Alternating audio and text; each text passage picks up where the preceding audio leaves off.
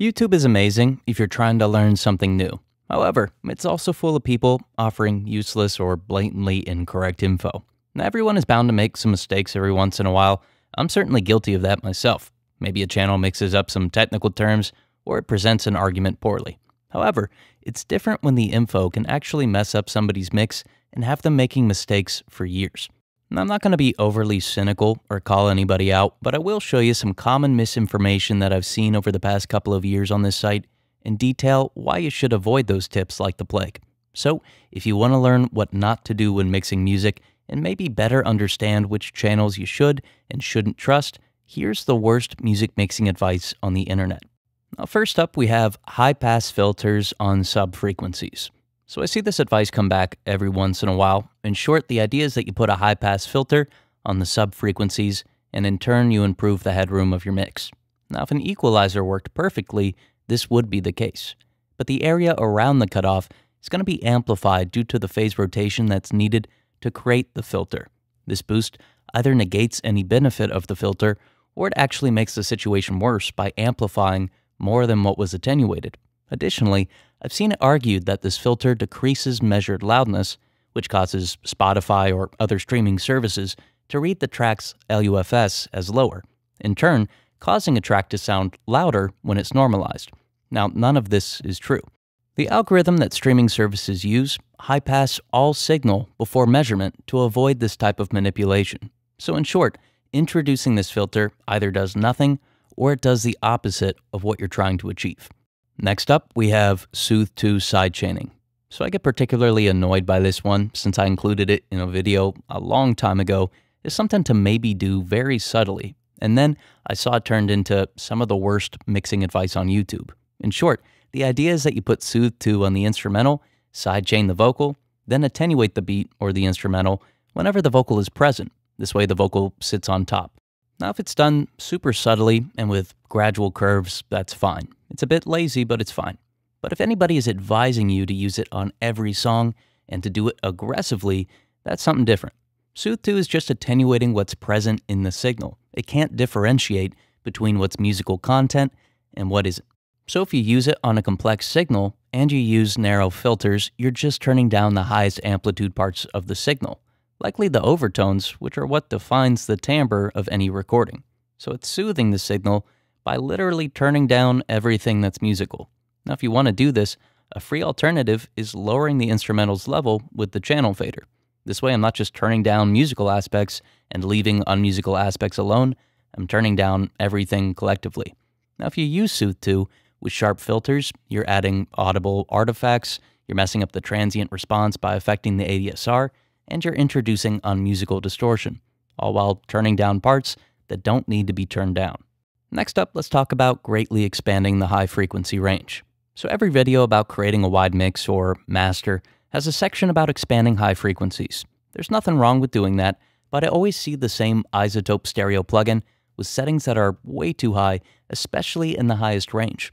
Now, what's worse is when the delay function is engaged, which uses phase interference between the left and the right channels to further widen the signal. Now, correlation in the highs isn't seen as important, especially when compared to correlation in the lows. But there's an incredibly important reason not to greatly expand high frequencies. In short, when the wave file is converted into a lossy format, like an AAC or MP3, the highs are affected the most.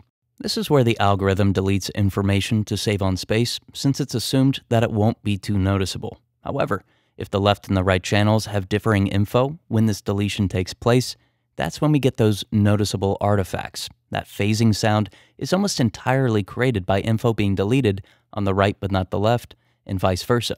So, if you expand the stereo width of the highs, which is the same as increasing differing info in the left and the right channels, then you're ensuring that your master will sound phasey in the highs once the track is converted for streaming. So if you want wider highs, try a subtle high-frequency shelf on the side image. You'll get a wider sound without creating the conditions for lossy artifacts. Next up, let's talk about XYZ is a scam. So there are entire video series about why equalizers, compressors, and so on are scams. That makes for an interesting thumbnail, but these videos are more or less gross simplifications. The curves created from analog emulated EQs can be recreated with fully parametric EQs, That is if you took the time to figure out what the exact curve is and then replicate it with the EQ. That doesn't make them a scam, it just means that you could spend a lot of time trying to recreate every nuance with a plugin designed to be super flexible, or you could use the analog emulation to expedite that process. Now, a video I saw about compressors being a scam is even worse. The argument was that compressors don't do anything unique, they attenuate the signal given specific parameters, and that's it. Now, in short, that's a complete lie. Compressors have completely different behaviors that alter the ADSR uniquely, distort the signal uniquely, and even equalize on occasion. Some compressors have dual release settings, some have attack times so quick they can literally change the frequency by wave shaping. Some chop the signal up into on-off cycles like a transistor and turn off part of the signal, which is the case with a pulse wave modulator or PWM compressor. Now, I admit that I don't know everything about compressors. I'm not smart enough to know every distinct nuance or every make and model. However, I'm smart enough to know when I don't know something, or I'm incapable of fully knowing something, which is unfortunately something that's often lacking on YouTube. So, if you see one of those XYZ is a scam videos, watch it for entertainment, but please take it with a big grain of salt. Get professional analog mastering that accurately translates what you hear in your head. Seriously though, when people work with us, they get results. That's why major industry professionals like Keith Urban's producer Aaron Schurz works with us, Grammy Award-winning AJ Castillo, Billboard #1 charted artist Megan Lindsay, Grammy Award-winning artist Toulis, The Voice singer Cody Ballou, Grammy-nominated producer Tyler Kane, Warner Music artist Ricky Young, and the list goes on. Watch the rest of this video, and at the end, use the link in the description to get direct access to us for personalized analog mastering that accurately translates what you hear in your head. Next up, let's talk about using look-ahead for better compression. So it's true that look-ahead is going to cause a compressor or a limiter to distort the signal less, but that doesn't mean it's going to sound better. From a technical perspective, using look-ahead will reduce wave shaping, which reduces distortion, but that's not really the full picture. When a compressor wave shapes a peak, it's going to emphasize it.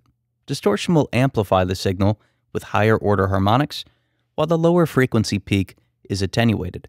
Sometimes the attenuation is greater than the distortion, sometimes the distortion is greater than the attenuation, but the point is, there's a complex relationship at play. When look-ahead is used, the full peak is attenuated without distortion, or with very little distortion.